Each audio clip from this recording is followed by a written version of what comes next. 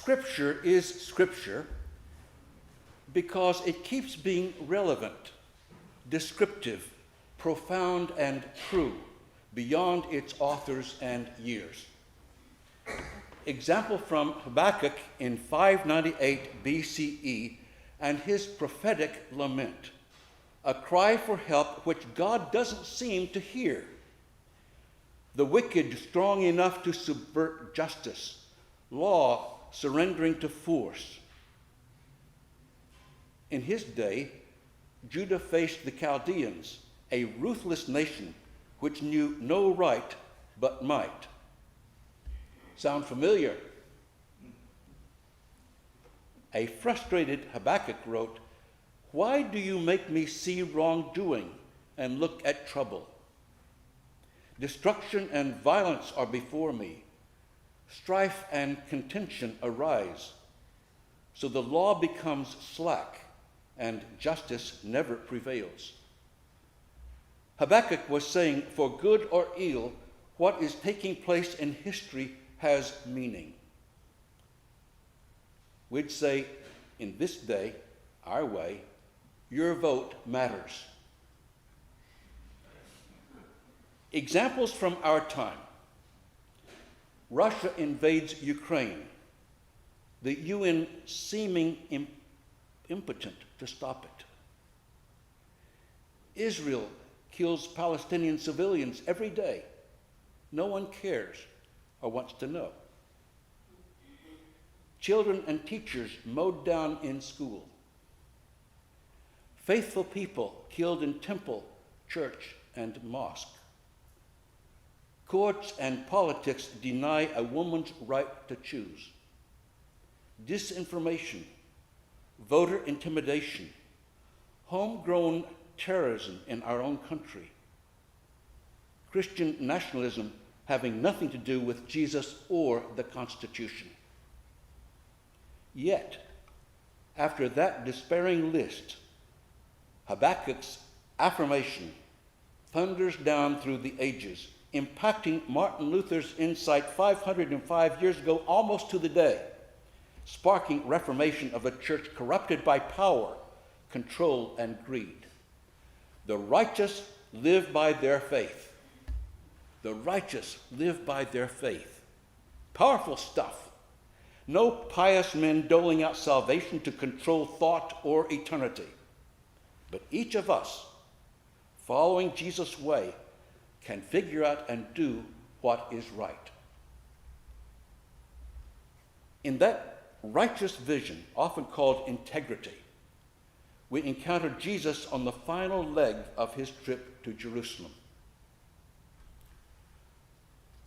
On the way to Jericho stands a large sycamore tree, thick trunk, large branches.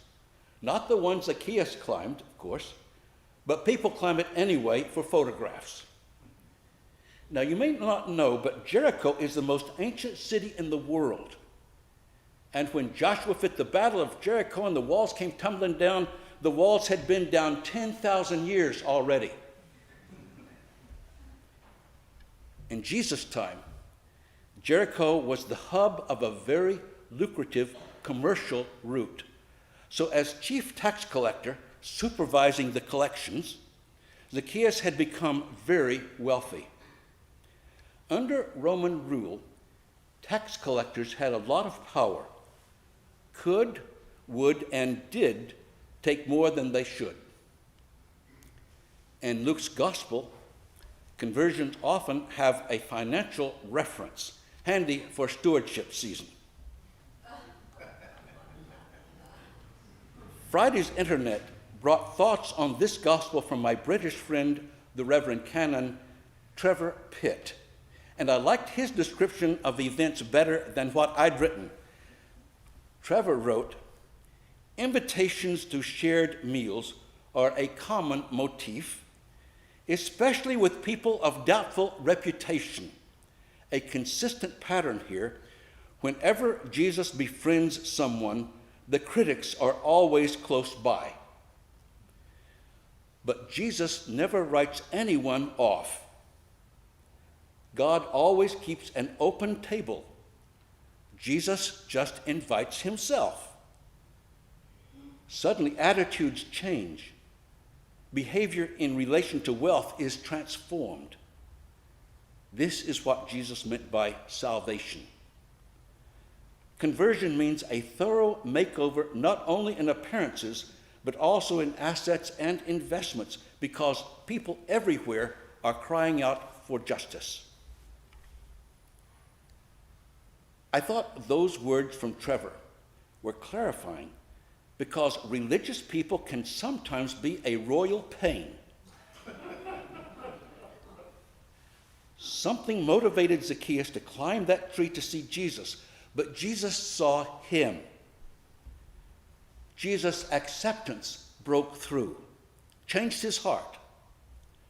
Reflecting the Exodus requirement to return 4 sheep for one that was stolen, Zacchaeus tells Jesus, "Look, half of my possessions I'll give to the poor, and if I've cheated anyone of anything, I'll pay back 4 times as much." Suddenly that made sense. Luke has Jesus say, "Today, salvation has come to this house." In other words, you've got the Spirit. That's because when you get it, everything is changed. John Wesley experienced it.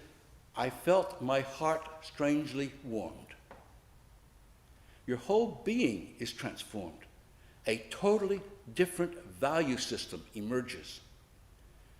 Your behavior, your actions change. Luke reminds his readers, this is why the Messiah came. For the Son of Man came to seek out and save the lost. So, where's your sycamore tree? No matter your height, it's hard to get a glimpse of Jesus above the crowds.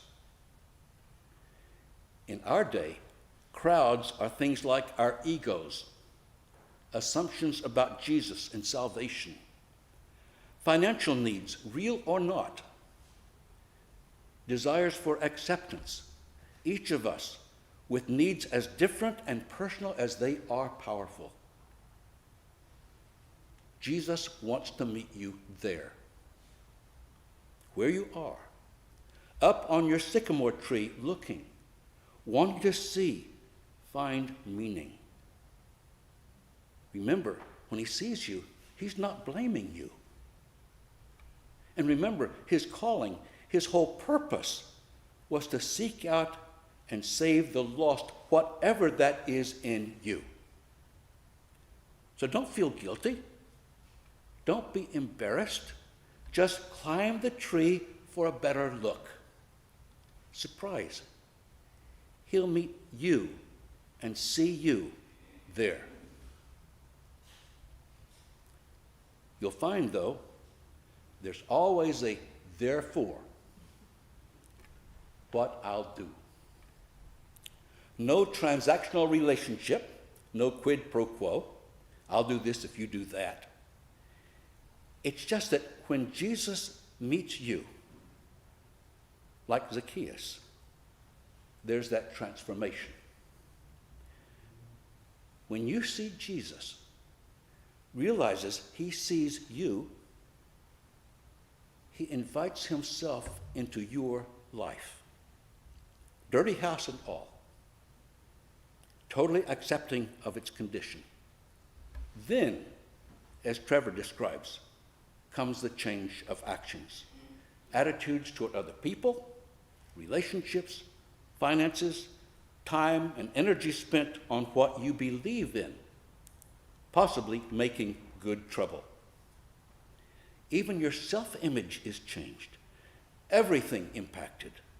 And you'll know and feel what Jesus meant when he told Zacchaeus, salvation has come to this house. Salve. Healing. New meaning to let us go forth in love and serve the Lord, as guilt-laden obligation is transformed into joyful desire and the Spirit of Christ. Just like Zacchaeus knew. and justice can come, just as Habakkuk dreamed.